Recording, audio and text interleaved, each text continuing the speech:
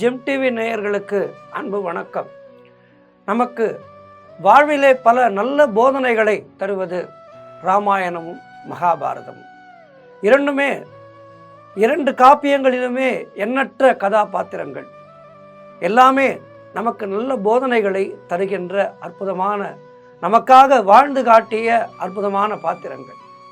அதிலே மகாபாரதத்திலே இருந்து இன்று நாம் ஒரு சுவையான நிகழ்ச்சியை பார்க்க இருக்கின்றோம். மகாபாரதத்தில் சகாதேவன் நமக்கு வாழ்விலே எத்துணை பெரிய பிரச்சனைகள் வரும்போதும் சகாதேவன் போல் நடந்து கொள்ள வேண்டும். சகாதேவனை போல நடந்து கொண்டால் நாம் எப்படிப்பட்ட பிரச்சனைகளையும் வாழ்விலே ஜெயிக்கலாம். பக்தியிலே அவன் போல் இருந்தால் எதுவும் நம்மை எந்த பெரிய பிரச்சனையும் ஒன்றும் செய்யாது. பாண்டவர்களில் இவன் ஒருவனே அரசியலில் இறங்காதவன். அதேபோல் பாண்டவர்களிலே இவன் மட்டுமே லௌகிகத்திலே இருந்து கொண்டே சந்நியாச வாழ்வு வாழ்ந்தவன். பாண்டவர்கள் 12 ஆண்டு வனவாசம் முடிந்து உபராஜ்யத்திலே தங்கியிருந்தார்கள். அப்போது பகவான் கண்ணன் அங்கு வருகின்றார்.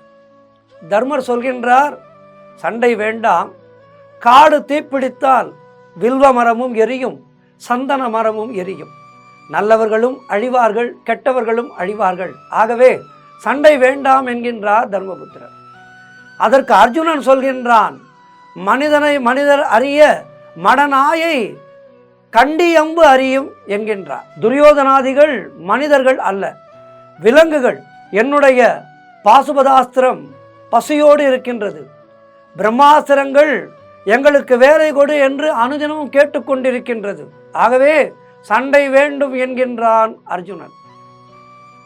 நகுலன் சொன்னான், நாவலர் தீவில் நாடிழந்தோம் என்று எல்லோரும் நகைக்கின்றார்கள், ஆகவே எப்பாடுபட்டேனும் போர் செய்து நாம் இழந்த பூமியை பெற வேண்டும் என்று நகுலன் சொல்கின்றான்.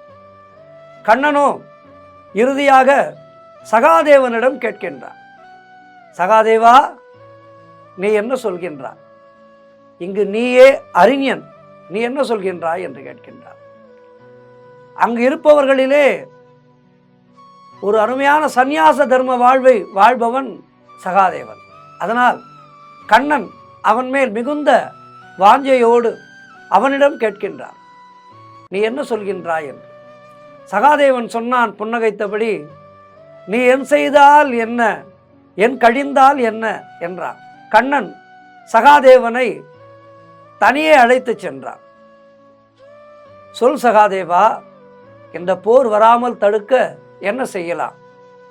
நீ அறிந்திருக்கின்றாய், நீ அறிந்திருப்பதை எனக்கு சொல் என்று பகவான் கண்ணன் சகாதேவனிடம் கேட்கின்றார். அப்போது சகாதேவன் எப்படிப்பட்ட ஞானஸ்தனாக இருப்பான் பாருங்கள். சகாதேவன் சொன்னான், எதிர்க்கட்சியிலே இருக்கும் கர்ணனுக்கு பெரிய பதவி கொடுத்து விடலாம், அர்ஜுனனை கொன்று விடலாம், திரௌபதியின் கூந்தலை களைந்து விட்டால், முக்கியமாக உங்களுடைய கால்களை கட்டிவிட்டால் போர் இல்லை பரந்தாமா என்றான். அவன் அழகாக சொல்கின்றான், பாராள கர்ணன் புகழ் பார்த்தனையும் கொன்று அனங்கின் கார்குழல் களைந்து நின் கால் தடை பூட்டி இப்படி செய்துவிட்டால் போர் மூளாது கண்ணா என்றான். கண்ணன் கேட்டார், சரி சகாதேவா, கர்ணனுக்கு பெரிய பதவி கொடுத்து அவனை நம் பக்கம் வளைத்து விடலாம், சரி அர்ஜுனனையும் கொன்று விடலாம், என்னை எப்படி கட்டுவாயப்பா என்று சகாதேவனிடம் சிரித்து கொண்டே கேட்டார் கண்ணன். உன்னால் அது முடியுமா சகாதேவா, என்னை கட்ட உன்னால் முடியுமா என்றார். சகாதேவன் சற்றும் தளராமல் சொன்னான், பரந்தாமா, என்னால் நிச்சயம் முடியும், நீ உன்னுடைய சொரூபத்தை காட்டு என்றான். கட்டி காட்டுகிறேன் அப்படியே என்று சொன்னான். மாயவன் அன்பன் மனமறிவான், கட்டு நின்ற ஆய வடிவம் 10,000, இப்படி 10,000 கிருஷ்ணர்கள் தோன்றினார்கள். அவன் உருவத்தை காட்டு என்ற உடனேயே சகாதேவனுக்கு 16,000 கிருஷ்ணர்கள் தெரிந்தார்கள். அவன் சளைக்கவே இல்லை. அவ்வளவு கயிறுகளை தேட முடியுமா? 16,000 கயிறுகளை தேட முடியுமா? அவன் ஒன்றுமே செய்யவில்லை. அப்படியே பத்மாசனத்திலே அமர்ந்தான் சகாதேவன். கண்களை மூடினான், பக்தி என்ற கயிறால் கட்டினான். அவனுடைய கட்டிலே பகவான் அகப்பட்டு கொண்டார். ஆம், கிருஷ்ணரை சகாதேவன் தன்னுடைய பக்தியாலே கட்டிவிட்டான். கண்ணன் இப்போது சகாதேவனிடம் அவிழ்த்து விடுங்கள் சகாதேவா, எனக்கு நிறைய வேலை இருக்கின்றது, விளையாடாதே என்று சகாதேவனிடம் கண்ணன் கேட்கின்றான். அப்போது சகாதேவன் சொல்கின்றான், பரந்தாமா, போர் நிகழத்தான் போகிறது, எங்கள் 5 பேரையும் காப்பாற்றுவேன் என்று எனக்கு நீ சத்தியம் செய்து கொடு. அப்படி செய்து கொடுத்தால் உன்னுடைய கட்டை நான் அவிழ்த்து விடுகின்றேன் என்றான் சகாதேவன். அதாவது எந்த நேரத்திலே யாரிடம் என்ன கேட்க வேண்டும் என்பதை அறிந்து அவன் கேட்கின்றான். சகாதேவன் அறிவாளி.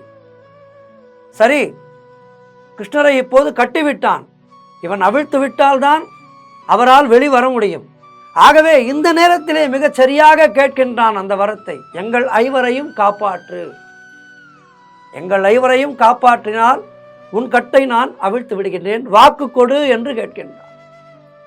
கிருஷ்ணர் சிரித்து கொண்டே, சகாதேவா, நீ ஜெயித்து விட்டாய், சரி ஒப்புக்கொள்கின்றேன், இந்த போரிலே உங்கள் 5வருக்கும் ஒன்றும் நேராது என்று கிருஷ்ணர் அப்போது சகாதேவனுக்கு வாக்கு கொடுக்கின்றார். அவர் அன்று வாக்கு கொடுத்தமையாலேயே பாண்டவர்கள் காப்பாற்றப்பட்டார்கள். இப்படி தர்மபுத்திரர் தன்னுடைய தர்மத்தால் இந்த போரிலே வென்றோம் என்று நினைத்துக் கொள்கின்றார்.